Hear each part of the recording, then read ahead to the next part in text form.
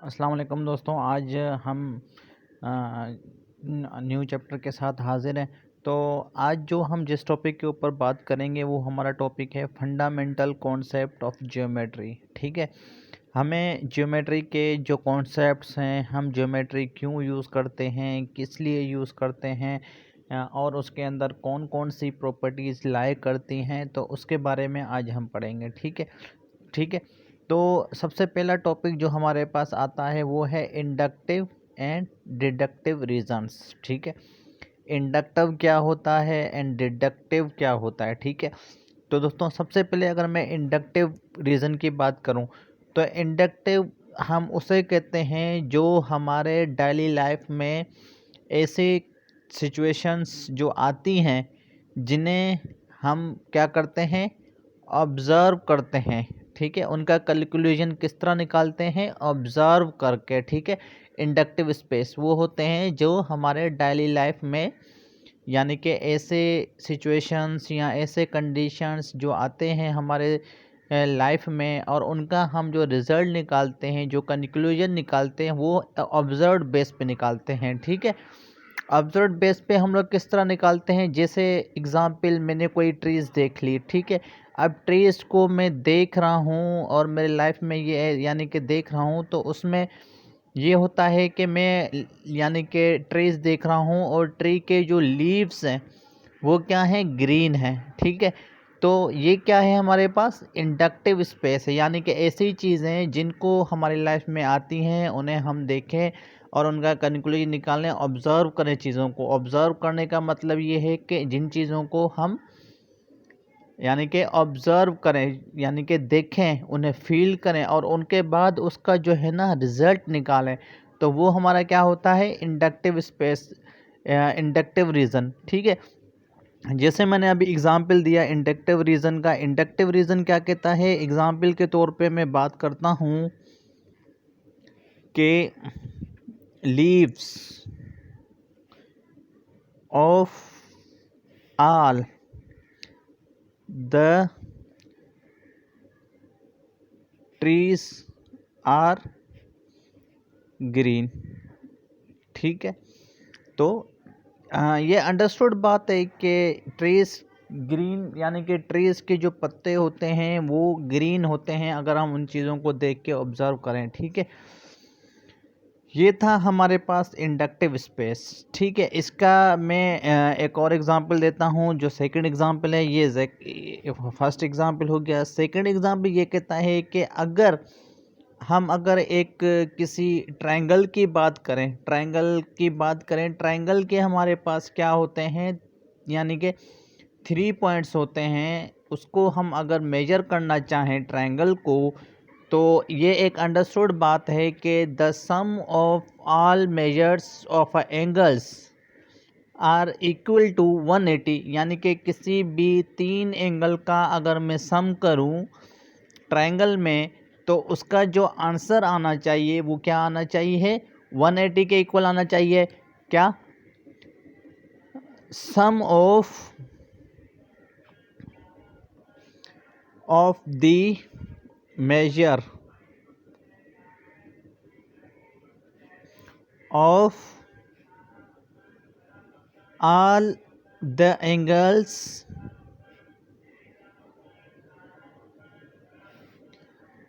of a triangle।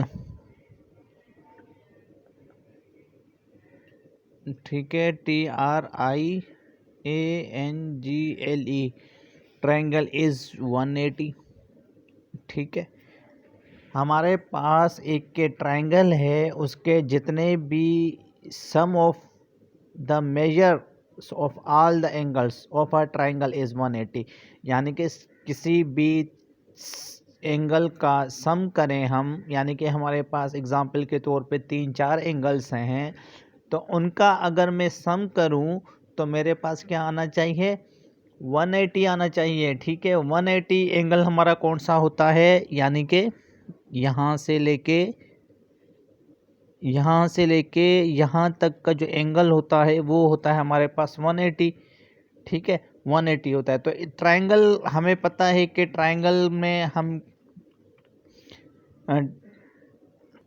तो हमें पता है कि यानी कि सम जो है ना 180 के इक्वल आना चाहिए। अब ट्राई का मतलब क्या होता है, यानी कि 3, और एंगल का मतलब क्या होता है, 3 एंगल्स, यानी कि sum of 3 angles is equal to 180 के इक्वल आना चाहिए। अब एंगल्स कुछ भी हो सकते हैं, 90, 30, 60, ठीक है। इस तरह हम कोई भी एंगल लें, इस तरह से लें जिनका सम जो हम करें वो क्या आना चाहिए, वो 180 के इक्वल आना चाहिए, ठीक है। ये हमने एक चीज़ को देखा, उसको मेजर किया, उसके बाद जो है ना उसका आंसर आया जिसको हमने ऑब्ज़र्व किया, उसके बाद जो है ना ये हमारे पास रिज़ल्ट आया, ठीक है। जो रिज़ल्ट हमारे पास 180 डिग्री आया, ठीक है। जिन चीज़ों को हम देखें, ऑब्ज़र्व करें, उनका जो कन्क्लूजन जो निकलता है, जिस बेस पे कन्क्लूजन निकलता है, उसको हम क्या कहते हैं, इंडक्टिव स्पेस, ठीक है। इसके पास अगर मैं बात करूं डिडक्टिव स्पेस की बात, यानी कि डिडक्टिव सेकंड रीज़न, हमारे पास सेकंड जो टॉपिक है वो है हमारे पास डिडक्टिव, ठीक है, डिडक्टिव रीज़न। अब डिडक्टिव रीज़न क्या होते हैं?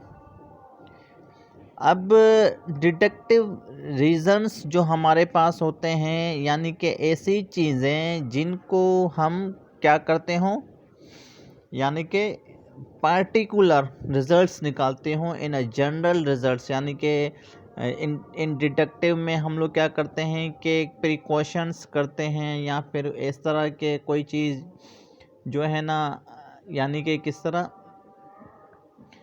कोई, यानी कि जैसे कोई एग्ज़ाम्पल ले लेते हैं कि ऑल मेंस आर इमोर्टल, ठीक है। तो ये एक हमारे पास क्या है, डिडक्टिव रीज़न है। डिडक्टिव रीज़न यानी कि हम, हाँ, तो समझ में आया कि डिडक्टिव हम लोग क्या करते हैं, यानी कि डिडक्टिव मेथड में हम क्या करते हैं, जो हमारे पास रिजल्ट्स होते हैं उनको हम क्या करते हैं, डिड्यूस कर देते हैं पार्टिकुलर जनरल फॉर्म में, यानी कि जनरल रिजल्ट्स जो होते हैं हमारे पास। जैसे फॉर एग्जांपल मैं अगर बात करूं, Salim is a man, so Salim is mortal, ठीक है। Karim is man, so Karim is mortal. Similarly अगर हमें बात करूं कि sum of the measure of all the angles of a triangle is 180, ठीक है। तो ये एक क्या है, ये एक फैक्ट है कि we deduce results about particular triangle such as, यानी कि अगर मैं बात करूं कि भाई मेरे पास जो है ना 3 रिजल्ट्स हैं, ठीक है, मेरे पास 3 एंगल्स हैं जो मैं उनको कंसिडर कर रहा हूं। जैसे मेरे पास, मैं एक ट्रायंगल ले लेता हूं कि अगर मेरे पास एक ट्रायंगल है, ठीक है, इसको मैंने कह दिया ए, और इसको कह दिया मैंने बी, और इसको मैंने कह दिया सी, ठीक है, ए बी सी, ठीक है। इनका जो सम होगा, ठीक है, इनका जो सम होगा ट्रायंगल का, तो वो ट्रायंगल का जो सम होगा वो मेरे पास क्या आना चाहिए, 180। जैसे मैं कहूँ भाई M A plus M B plus M C equal to आना चाहिए 180 के, ठीक है। ये एक पार्टिकुलर ट्रायंगल का रिजल्ट है जिसको हमने डिड्यूस किया, ठीक है, सही है। अब डिडक्टिव मेथड दरअसल जो है ना है क्या, कि जैसे अगर मैं बात करूं कि deductive method does not always mean that we arrive at a particular statement from a general statement, यानी कि डिडक्टिव मेथड का हरगिज़ भी ये मतलब नहीं है कि हम हमारे जो मतलब हैं वो एक पार्टिकुलर स्टेटमेंट हो, किसी भी जनरल स्टेटमेंट का, ठीक है। तो ये हमने एक डिडक्टिव मेथड पढ़ लिया, ठीक है, डिडक्टिव मेथड भी हमने पढ़ लिया, इंडक्टिव मेथड भी हमने पढ़ लिया, ठीक है। अगर मैं जैसे करेक्टरिस्टिक की बात करूं मैं डिडक्टिव मेथड की, तो करेक्टरिस्टिक हमारे पास डिडक्टिव मेथड के क्या होंगे? करेक्टरिस्टिक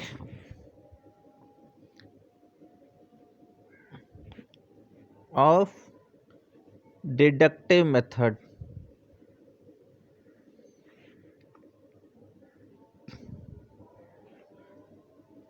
करेक्टरिस्टिक की अगर मैं बात करूं तो हमारे पास जो हम डिडक्टिव में उसमें यानी कि बात करते हैं, अगर किसी भी ब्रांच को any branch of knowledge that is treated as a deductive subject as following characteristic, ठीक है, जिसमें concept are accepted without a definition called undefined term, यानी कि ऐसी चीज़ें जिनका कोई डेफिनेशन तो नहीं है, डेफिनेशन विदाउट डेफिनेशन हम उनका को हम यानी कि डिफाइन ही नहीं कर सकते, अनडिफाइन हो जाते हैं ना वो, जिनकी डेफिनेशन ही ना हो।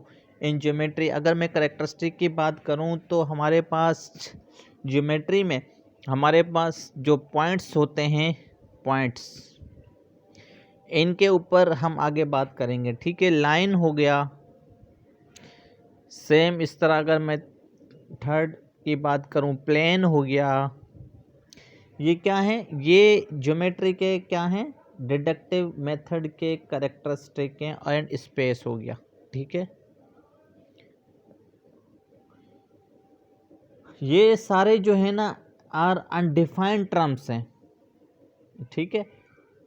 These concept are accepted without definition, ठीक है। इनको हम पॉइंट्स की अगर मैं बात करूं या लाइन की बात करूं, प्लेन की बात करूं या स्पेस की बात करूं, तो ये सारे मेरे पास क्या हैं, ये अनडिफाइंड टर्म्स हैं। इनको अगर मैं एज अ मैथमेटिकली अगर इनको मैं प्रूव करना चाहूँ, आपको बताना चाहूँ, तो मुझे इसकी कोई डेफिनेशन की ज़रूरत नहीं है, ठीक है। ये कॉन्सेप्ट्स जितने भी हैं इनको हम बाय फिज़िकली चेक कर सकते हैं, बाय यानी कि हम इनको देख सकते हैं, ठीक है, इनके रिजल्ट्स निकाल सकते हैं। तो ये हमारे पास क्या है, डिडक्टिव मेथड के करेक्टरिस्टिक्स हैं, ठीक है, जिसमें हमें किसी चीज़ के देखने की ज़रूरत नहीं होती, हम क्या करते हैं, उसके ऑब्ज़र्व करके यानी कि उस चीज़ों को हम एज अ रिजल्ट्स, ठीक है, उनको हम चेक करते हैं। जैसे मैंने डिडक्टिव में कहा था ना कि हम क्या करते हैं, रिजल्ट्स को deduce particle,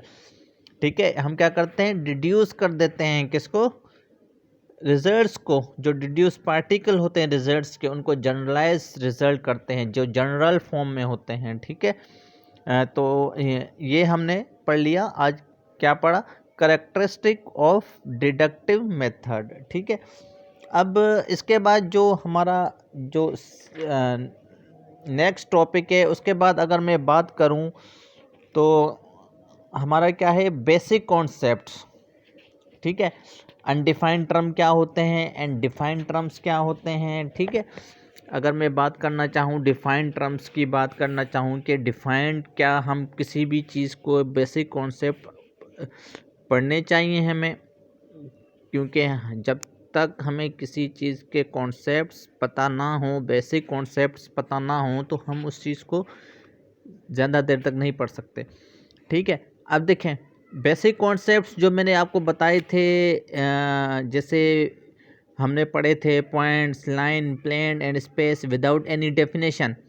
point will be named और denoted by a capital letter, ठीक है।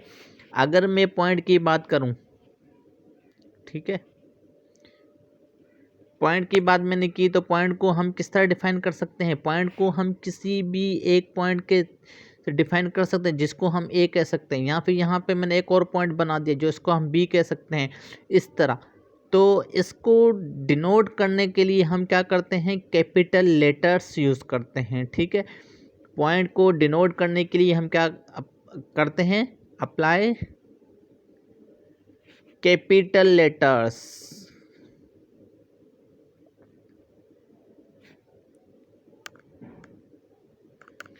आई थिंक आप लोगों को समझ में आ रहा होगा कि हम लोग क्या पढ़ रहे हैं। तो कैपिटल लेटर्स हमारे पास कौन कौन से होते हैं, like A, B and C, same P, Q, R, points, ठीक है, किसी भी ट्रायंगल के पॉइंट्स, ठीक है।